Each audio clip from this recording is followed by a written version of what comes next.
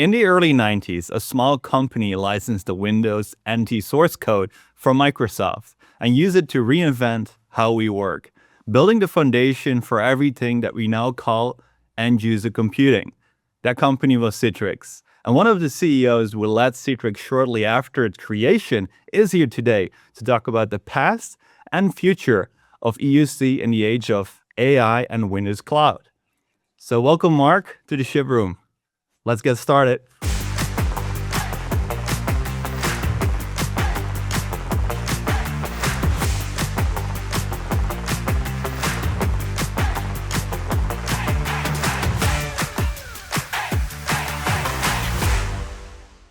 Hi, folks. Welcome at the Ship Room, the show for people who build, manage, and rethink modern computing. I'm Christian Brinkhoff, your host today. And if you're watching this on YouTube, hit subscribe now as we have a serious episode lined up for you. My guest today spent 2 decades at Citrix as president and CEO, the company that redefined how enterprises think about virtual apps and desktops. So I cannot be more excited. He stepped away from the helm 10 years ago, and now he's in the space to reshape it with AI. I'm today joined by Mark Templeton to find out how he or what he saw coming, what surprised him, and what he thinks EUC is going on from here. So hi, Mark. Welcome finally on the show.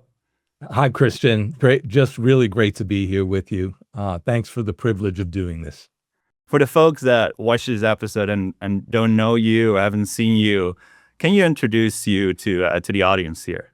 Sure. I was part of the Citrix team for about 20 years. When I joined the company, there were 51 employees. I was employee 52.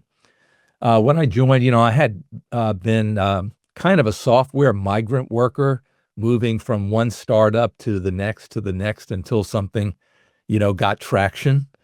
By training, I'm a product designer. I'm by accident, I'm a software executive. But I've been a lifelong student of how technology works and how it changes work. When I joined Citrix, I think our trailing revenues were 12 months were 15 million. And when I left the company 20 years later, 16 years as CEO, we reported 3.3 billion in revenue. So there was a lot of growth there and a lot of experiences, some of which we're going to talk about today. And then today, I'm a board member. I'm an investor. I'm a mentor. I'm still very much hands-on with technology, especially AI.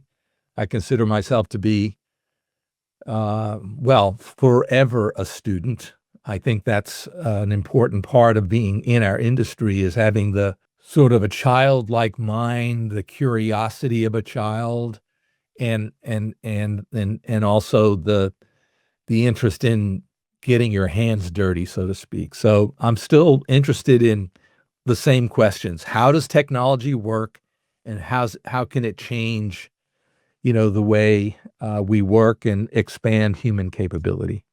Yeah, getting your hands dirty is the attitude for getting through this age of AI, and that alludes a little bit to the things you're going to talk about. Like, you always have to reinvent yourself. And prior to hitting record of this podcast, we talked about it as well. That right now it's even more important that you, reinvent and leave the learnings you gained in the last 1-2 decades or so to reinvent yourself in knowledge with AI. But I also learned that you, and I think you alluded to that a little bit, that you were a design major. Like, you in college, you did designing.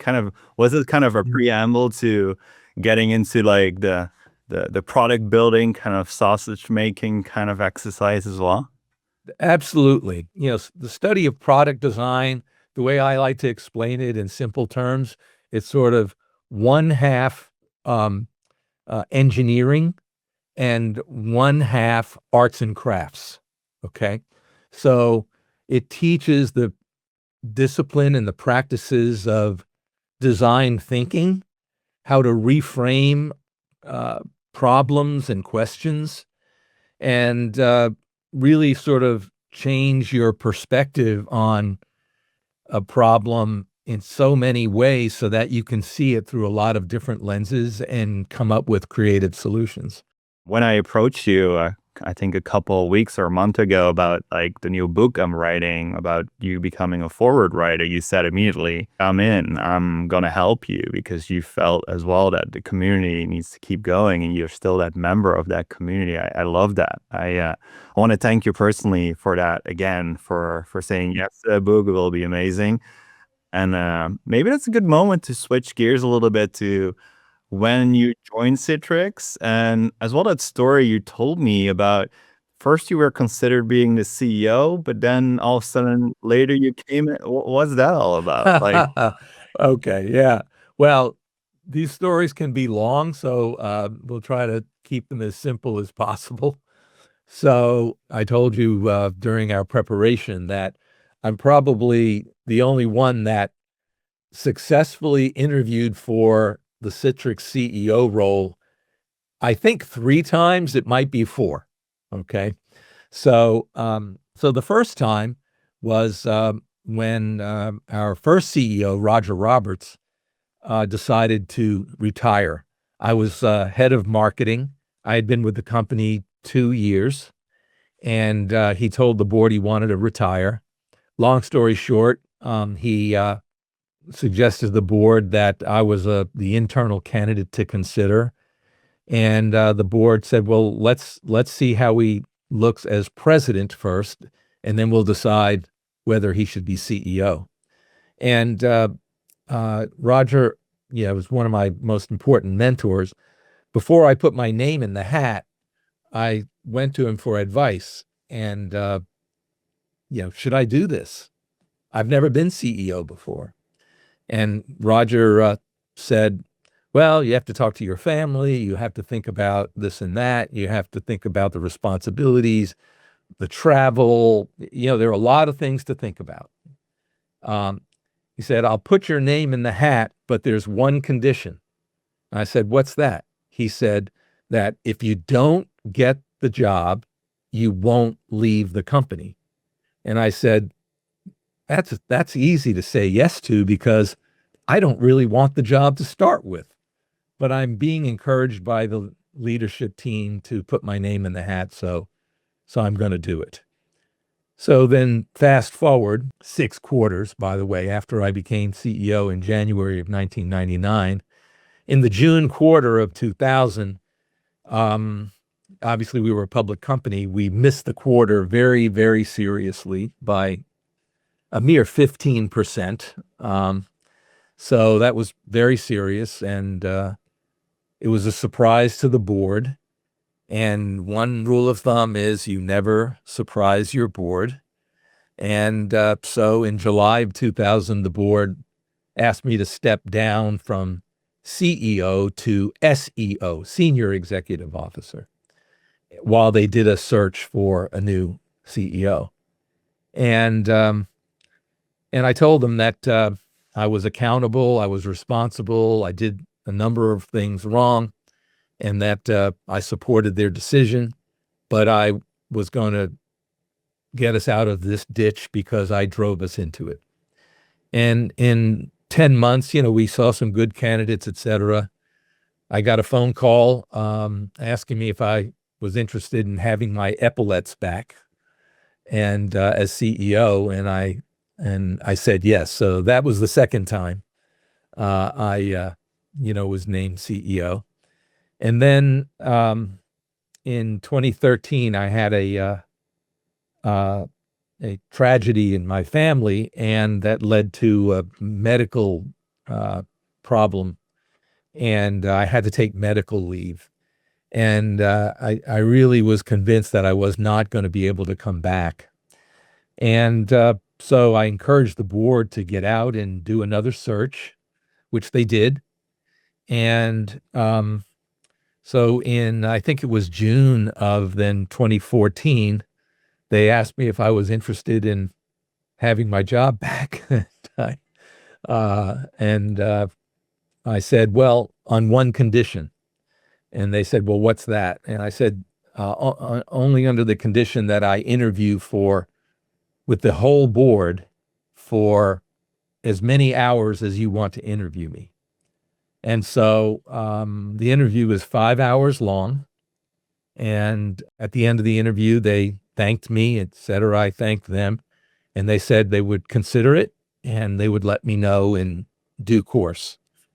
In several weeks, I think it was, they called me and they asked me if I was still interested. And I said yes. So there was yet another time that I was appointed CEO. So how do you like that? It's quite a strange story, but as we all know, true stories are usually the strangest. Yeah, no, I love that. And of course, it's a very heartwarming and sensitive kind of story as well, and some elements of that too. But I think it really illustrates you as you lead with your heart, with your soul and your passion, and it comes through every angle of when you're leading the company. And I think recently we had Sam Altman got pushed out almost as well, and then he came back. I think, I think this is a perfect example of people who believe in Yeah. a mission. They belong to the Yes. company, and they should not, with a number going down for a quarter or two or three, be influenced or going out or consider going out. Yeah. Along the way, so many people thought I was founder of the company, which I was not. And, I would always tell them that, no, I was not founder of the company, but I loved the company like a founder loves their company. And because, that love comes from belief, and that belief comes from a place where you think you're really doing the right things. Um, and I did a podcast not too long ago, and I got asked one of the hardest questions I think of the podcast, and the question was, in one word, how would you describe the Citrix culture? And I thought for a second, and I said, caring. And cultures tend to flow from the top, and caring is probably how I would describe myself in terms of, I cared about our team, I cared about our customers, I cared about our beliefs and what we were trying to do. And when that care is that deep, it's very easy to do whatever it takes, the hard things that it takes to do those things, and the fun things as well. There's way more fun than hard things. People like to, dwell on the hard parts, but I tend not to. I tend to be an optimist and like to see the joyful part. I think the other next wave of innovation there is to have what you said, like a agentic task kind of taking over and then doing that workflow for you. And I think that's just like that adapter that you as a company fulfill as that enterprise utility facilitator kind of solution, and that can change in the course of new innovation. But the way how you treat us like a company of service, like an SLA based service or cloud service, is kind of the same. You just go with like the needs of the company that just change in the innovation layer that comes in, whether it's AI or cloud SaaS or like all the other innovative mobile phones that we had like in 2008, 2010 kind of coming in. And this is not different. The difference here is that it's more foundational. It's more from within. And I think that's the impactful, powerful force. I think you always use the inertia kind of analogy, right? Is that a picture in your background as well, or is that not the inertia? It's about, well, frankly, it's about something very personal, but it's a Dr. Seuss lithograph, all right? And it's called Prayer for a Child. But as I said earlier, having a childlike mind, this expresses it. It's boundless, it's upward and outward looking, and it's curious about what's out there. And being curious about what's new in technology, it used to be optional. It's now mandatory. And all caps, mandatory. And I think, the thing that, from a personal perspective, I've gone through the journey, I chat, then using GPTs. Then I started doing a little vibe coding with a tool called Lovable. Then I moved on to Claude Code. All right. Now I've got, if I could pan this camera around, you'd find 4 NVIDIA DGX Spark supercomputers. Over the weekend, I just got my AMD Halo developer machine. And what these machines can do are just amazing. And, it used to be, we said along the way, oh, these old legacy apps, no one's going to rebuild them. That's wrong now. All of a sudden, it's wrong. They can be rebuilt using AI, like things like Claude Code, as long as you understand what intent you have. And the more clarity of intent, the better those tools will help you. And I think, all these rules, all of these assumptions we've made in the past are getting, blown up. And I think, when you talked about inertia, my definition of inertia, well, first of all, it's the most powerful force in the universe, because the way I define inertia is it's about doing today what we did yesterday. And so it's a self-reinforcing thing that really encourage us to not change. We don't have an incentive to change. And I think, especially in business, but it's beyond business, when it comes to leadership, your job is to show people the future and give them a reason to change, to violate this whole force of inertia in order to keep moving forward and up. I think before we jump into some of the AI and how AI is going to reshape the EUC space, I think one thing I think is important to share, it also kind of reflects to the change to the space, the age of AI, is when you were CEO at Citrix, you were presenting like a town hall kind of to the whole group, like your vision and like what the company direction was. And the word belief had a very prominent story there to it. Like, can you share more there? Yeah, it was, I'd like to say I was so smart, but I wasn't smart. It was one of those accidental moments where you do the right thing and it just has a major impact on you. So we were having a pretty significant town hall. I think we had 700 or 800 people in the room. Actually, everyone had been there for a few days for training. So they asked me to come in the last 30 minutes, whatever it was, to just to speak to the group, no slides, and then answer a few questions. And so I said a few words, thanked everyone, of course.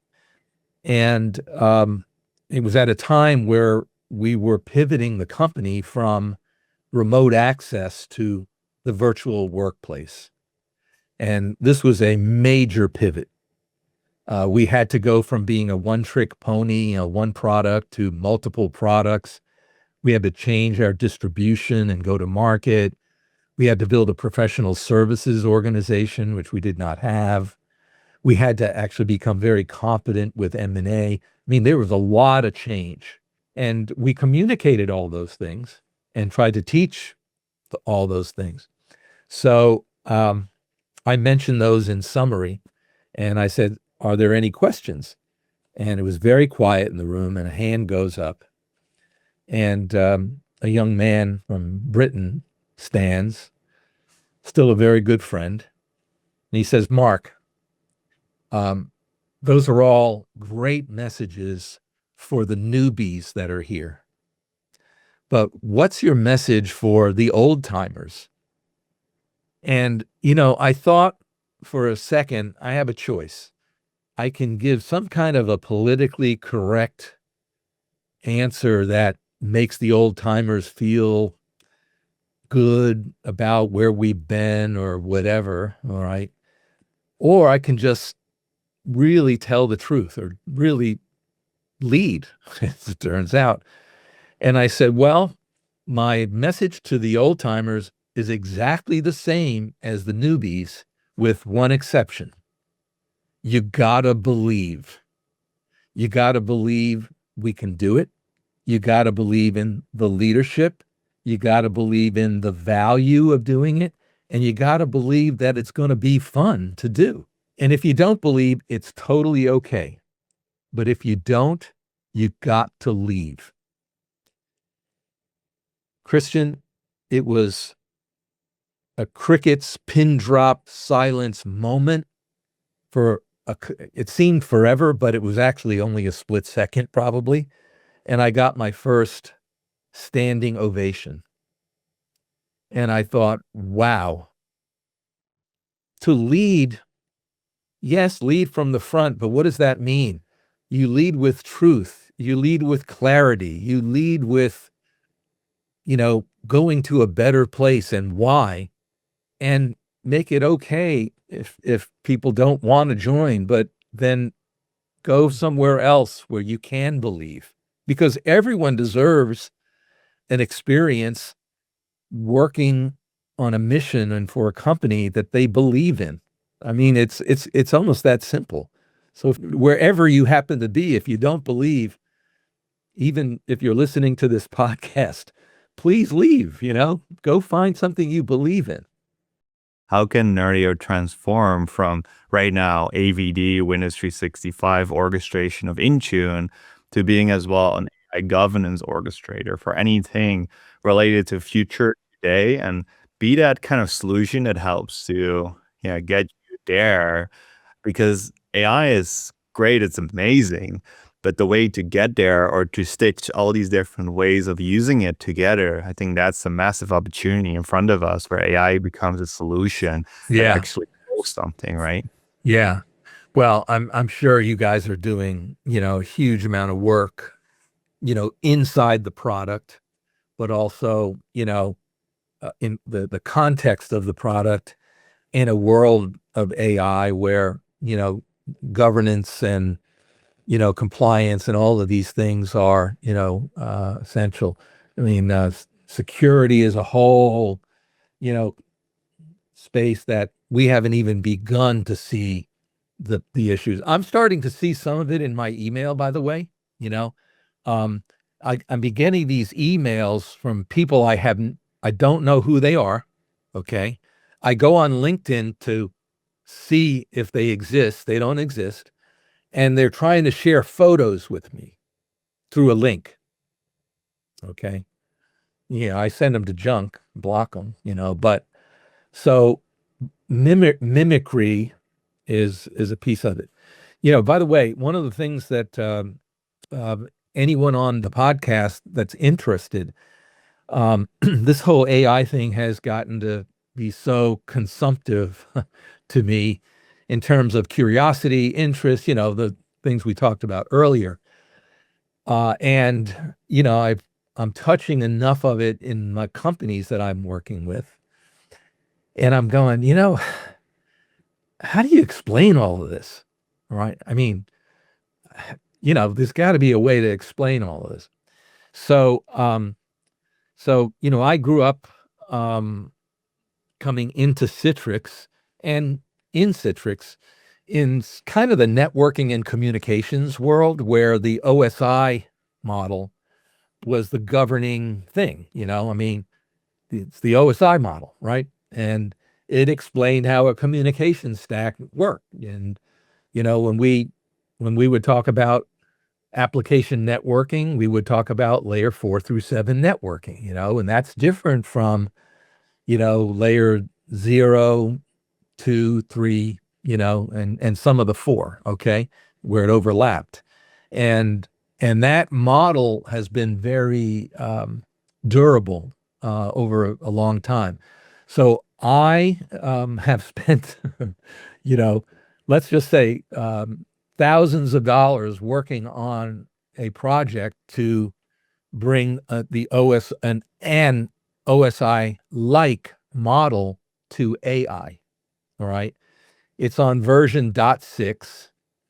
I've presented it to the Agentic Foundation because I want them to take it over because I'm maybe techie enough to see the problem, to, kind of shape it, but not, I don't have the creds to actually be the publisher of it. But anyone who's interested in it, I'll share it with you. All right. And you can share it with anyone you'd like. But it does, kind of lay all this out. It has a few lenses on it, including the CIO lens, the the CISO lens, the CEO lens. In other words, just trying to make sure it all ticks and ties from all of these angles of observation. Grades that you kind of get a pre-read of the room, kind of, right? How would you compare the opportunity in this market that Nerdio has to like what Citrix had back in the days when there was no virtualization out there? I'd say it's very similar at a minimum, because what you're doing is you're running on top of a platform or set of platforms and making them more consumable, more autonomous, more reliable. There's a whole set of things, easier to set up, and I'm sure we haven't seen anything yet or when it comes to autonomousness, generally in software. All right. But especially infrastructure. And so I think your opportunity at Nerdio is huge, huge. Hey, Mark, do you have any final messages for IT professionals or builders listening right now that are looking for something career-wise, AI? Yeah, participating in a hands-on way is not optional unless you are happy to, go reasonably irrelevant, which is perfectly okay. By the way, that's a legitimate decision you can make. I mean, look, sometimes I get so sick of the news and the garbage on the news. I just say I'm going to turn it off. It's like soap operas. You can stop watching a soap opera for a year, turn it back on, and nothing has changed. Okay. I think you can make that decision, but don't do it. AI is going to influence everything in your life, whether directly or indirectly. Your children, your grandchildren, they're all going to really look to you, all right, for guidance and help. And you want to be able to do that. And I think that means making sure you get your hands dirty on it, get your hands into it, not just casually, but, a little bit more than just casually.